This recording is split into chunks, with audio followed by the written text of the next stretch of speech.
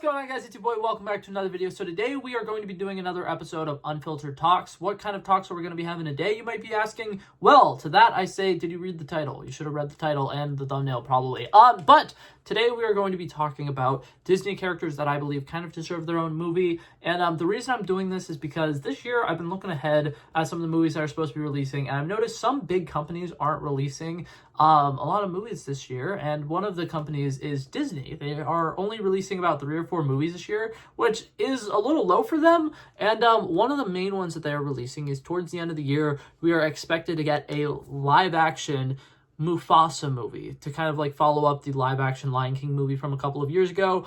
This is going to be a prequel series that takes place when Mufasa was younger and showing him kind of becoming the Lion King that we see him to be at the beginning of the Lion King movie. And I am very interested in the movie. I think it could be very good, but a couple of problems that I have with it. For one, it being a live action, it's just really good CGI, which I think can be fantastic. And if they play their cards right, making a kind of Lion King cinematic universe type thing would be interesting if they could potentially make it rival something like the Kingdom of the Planet of the Apes or whatever it is. But I don't see Disney doing that.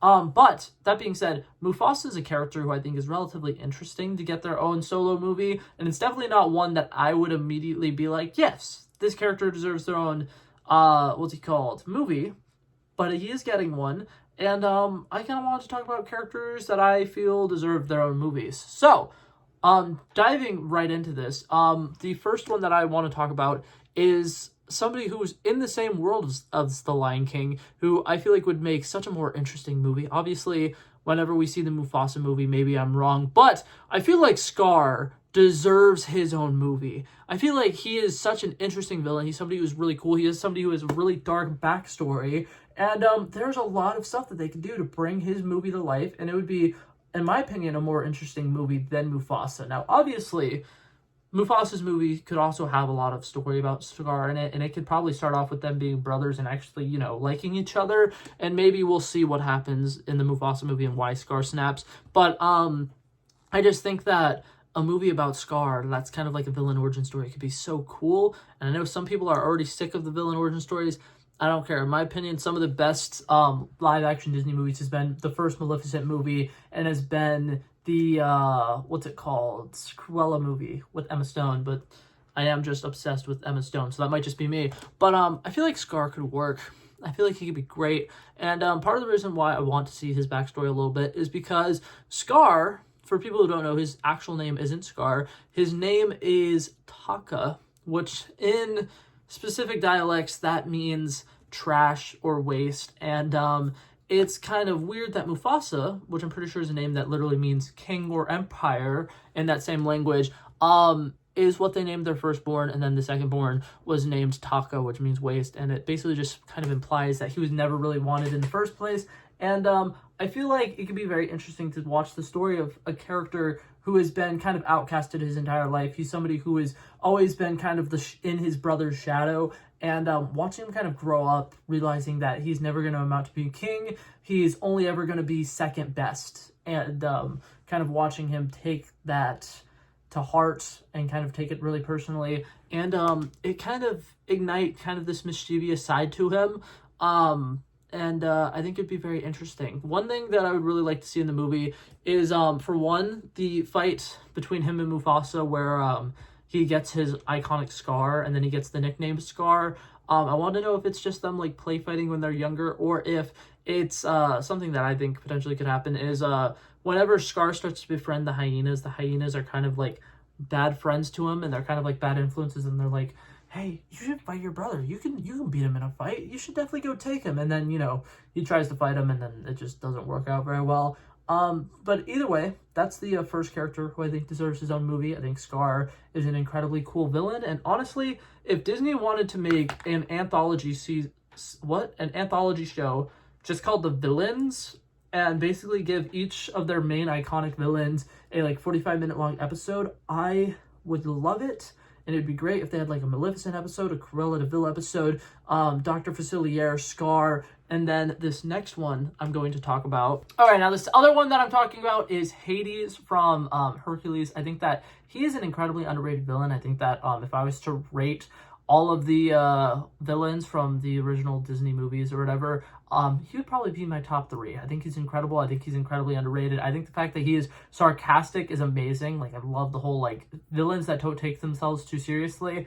It's great. And then something that I really like about him is the fact that aside from just wanting power, he's not really necessarily super duper evil. Like, a lot of people obviously see him as like the king of the underworld or whatever, and that means he's like Satan or something like that. But he's not. Like, Hades kind of always gets this bad rap for being like one of the worst gods ever. And something that I like about Hades is that in like actual Greek mythology, he's one of the better gods. And I think that that's something that they could show if they were to make a Hades movie. Obviously, Hades is not a character that I feel like could really necessarily be done and make it super child appropriate, because if you want to get into the mythology of like Greek gods and everything that they're doing, there's a lot of issues with a lot of the Greek gods going and dating mortals and sleeping around with mortals, and Hades has done it, I think, like a single time, and that's way less than compared to some of the other Greek gods and stuff like that. And overall, I just think it'd be really interesting to kind of watch Hades grow up in Olympus with all the other gods. And once again, just kind of see him being like the butt of every joke and people kind of hating him and treating him like an outcast. And then eventually him either having some like challenge or bet or something go wrong where he ends up being the person who's now in charge of the underworld. And I think that this movie could work relatively well as showing him originally being like pissed about the fact that he's banished to the underworld, and then him realizing that in isolation it's actually better because he doesn't have these toxic relationships and these toxic people who are around him, and he builds his own underworld to be kind of a, not necessarily like a safe haven, but like a place where the souls can rest, as opposed to it just being like an evil place, because a lot of people, like I said, see the underworld and immediately are like, this is terrible, this is toxic, what are they doing? And I don't know, I just feel like Hades would be a really cool villain to see get his own movie, and I would love it. I think it'd be great. That being said, they are making a live action Hercules movie, so he is a character we will probably see in live action soon, which I am incredibly excited about, and hopefully that movie is good. But yeah, that being said, we got one more left, and this one is probably the one that I have the most drawn out story for, because I have made a pitch video before on my channel about this specific one, so let's get into it. Okay, in my opinion, this is an incredibly underrated Disney movie. I would rank it top 5 Disney movies of all time, and I know that most people would probably never do that, but it's a character from Big Hero 6, somebody who dies really early on in the movie, and I feel like his death, being as early on as it is incredibly heartbreaking. We're talking about Tidashi. People who do not know, that is Hiro's older brother from the Big Hero 6 movie. He's a genius scientist. He's somebody who is a very mature and responsible older brother. He seems like he'd be a really great guy and a good father figure type. But what I want to talk about here is he is constantly teaching Hiro these lessons that I feel like only somebody who has been in Hiro's shoes could potentially teach him, because Hiro is a young prodigy. He's somebody who's incredibly smart. He's somebody who graduated high school at the age of like 13 or something like that. And now he just uses all of his scientific knowledge that he has into building these little robots and going to bot fights and basically getting a shit ton of money from tricking people into betting against him. And what I like about this movie is Tidashi is always there for Hiro. He's a great older brother. He's somebody who's incredibly responsible, and he seems to have like this really kind personality, and he's always like nurturing of his younger brother. And I want to know kind of what Tidashi potentially was like when he was younger and what he was Hiro's age. And I think that this story can kind of play out similarly to how the beginning of this movie goes, with him being kind of a troublemaker. He goes around, does bot fights and stuff like that, and he's basically, like Hiro, a really young, smart person who goes around and doesn't really use his brains for anything productive or anything like that. And like I've said, I've made an entire pitch video for what I think a Tidashi movie would look like, but basically to kind of run through some of the plot points, I think that around the halfway point would be an interesting time to see that one of his parents dies of some kind of illness or sickness or disease or anything like that, and the other one can't really take the loss of their significant other, so they temporarily give the kids to Aunt Kaz, and then that temporarily becomes permanently. And in my version, obviously, it would be a lot darker, and we'd kind of have a general idea of why he never came back to pick the kids up. Instead, since it's Disney, it'll just kind of be implied that he never came back. But particularly, part of the thing that I would want this movie to focus on is the creation of Baymax and how important it was to Tidashi that he created something that could have potentially cured his parents who passed away from some illness. So basically, this movie, in my opinion, what I just said, actually, I said that would be the halfway point. I think that'd be probably like the 15-minute point. It would kind of be like in Frozen, how we start off with like there being a happy-go-lucky family, and then you tragically have to watch the parents die in the middle of a song that's in the opening act. It'd be something like that. We'd watch Hiro and we'd watch Tidashi, his parents kind of having a lot of like arguments about him doing bot fighting, and talked about how he needs to use his brains for better things, and not really being a great child, to eventually we would see him grow up to be the man that we know him as nowadays.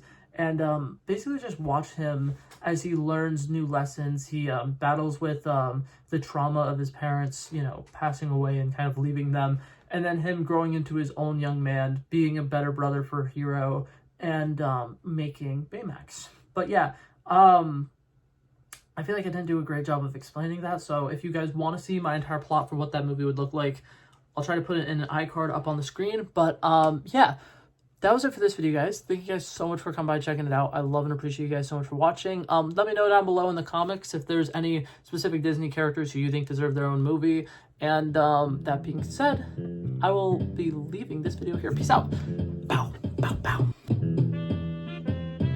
Eyes wide open and they're all on me. Tell me what's happening, I cannot see. It's like I have a power, they can see through me. And if I'm being honest, that's transparency or invisibility.